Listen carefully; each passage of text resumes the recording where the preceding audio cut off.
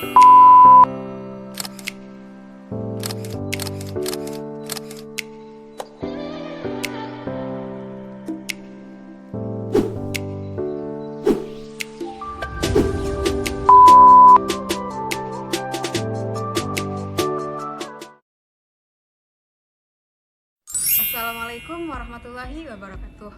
Pada video kali ini, saya dan teman-teman saya akan membahas tentang protein. Dalam kehidupan sehari-hari, kita sering banget nih menemukan makanan atau minuman yang mengandung protein. Tapi kita nggak tahu apa sih protein dan bagaimana strukturnya. Kalau begitu, kita cari tahu bareng-bareng ya apa itu protein. Jadi, protein adalah makromolekul yang tersusun atas unit-unit kecil yang disebut dengan asam amino.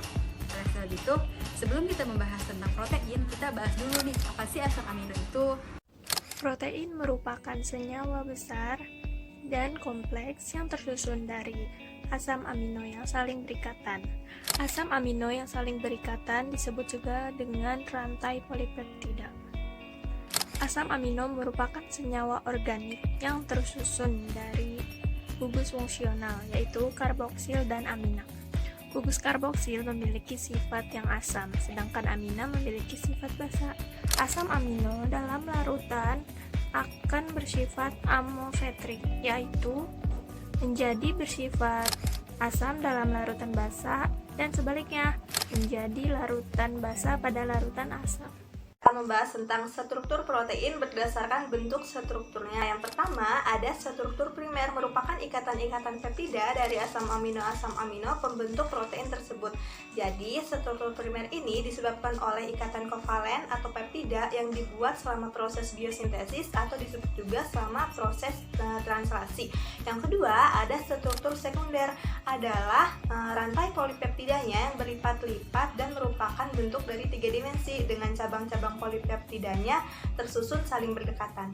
Struktur tersier adalah terjadi karena beberapa interaksi rantai samping menyebabkan struktur polipeptida yang lebih stabil. Struktur tersier terdapat pada protein globular dengan konformasi yang fleksibel untuk menjalankan sebuah fungsi biologinya. Nah,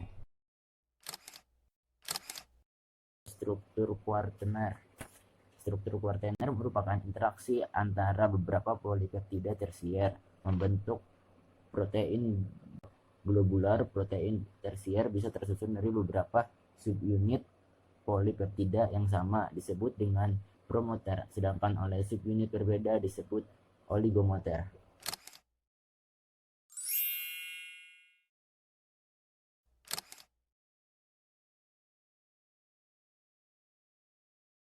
Berdasarkan komponen penyusunnya, protein dibagi menjadi dua, yaitu protein sederhana dan protein kompleks. Protein sederhana yaitu protein yang apabila dihidrolisa akan menghasilkan asam amino atau derivatnya saja. Berdasarkan bentuk molekulnya, protein sederhana dibagi menjadi dua, yaitu protein fibrosa dan protein globular. Protein fibrosa yaitu protein yang memiliki bentuk yang panjang seperti serat atau serabut, sedangkan protein globular yaitu protein yang memiliki bentuk yang bulat. Contoh dari protein sederhana yaitu globulin, albumin, keratin, dan lain-lain. Yang kedua yaitu protein kompleks, yaitu protein yang apabila dihidrolisa selain menghasilkan asam amino juga menghasilkan senyawa-senyawa bukan asam amino. Senyawa-senyawa bukan asam amino ini dinamakan gugus prostetik. Contohnya seperti lipid, karbohidrat, asam nukleat, dan lain-lain. Pemberian nama protein sesuai dengan gugus prostetik yang ada dalam protein, seperti fosfoprotein yaitu gugus prostetik berupa asam fosfat, glikoprotein gugus prostetik berupa karbohidrat, lipoprotein gugus prostetik berupa lipid, dan nukleoprotein yaitu gugus prostetik berupa asam nukleat. Struktur protein berdasarkan bentuk molekulnya dibedakan menjadi dua, protein fibrosa dan protein globular. Rantai polipeptida pada protein globular berlipat rapat sehingga berbentuk globular atau bulat rapat. Protein globular larut dalam air dan larutan garam. Beberapa protein yang tergolong globular adalah globulin dan albumin. Hampir semua enzim merupakan protein globular. Contoh protein globular adalah hemoglobin. Hemoglobin merupakan protein pengikat oksigen dalam sel darah merah.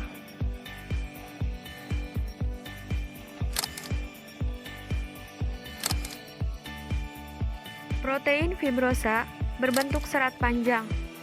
Protein ini tidak larut dalam air dan larutan garam. Beberapa contoh protein yang tergolong fibrosa adalah keratin pada rambut, kolagen, dan miosin pada otot. Contoh protein fibrosa adalah kolagen. Kolagen memiliki subunit-subunit yang perannya membentuk triple helix, sehingga menjadi lebih besar dan kuat. Serat kolagen yang kuat berfungsi sebagai penyangga jaringan ikat pada kulit, tulang, tendon, dan bagian-bagian tubuh lainnya. Tahukah kamu, 40% protein dalam tubuh manusia merupakan kolagen. Terakhir yaitu manfaat protein.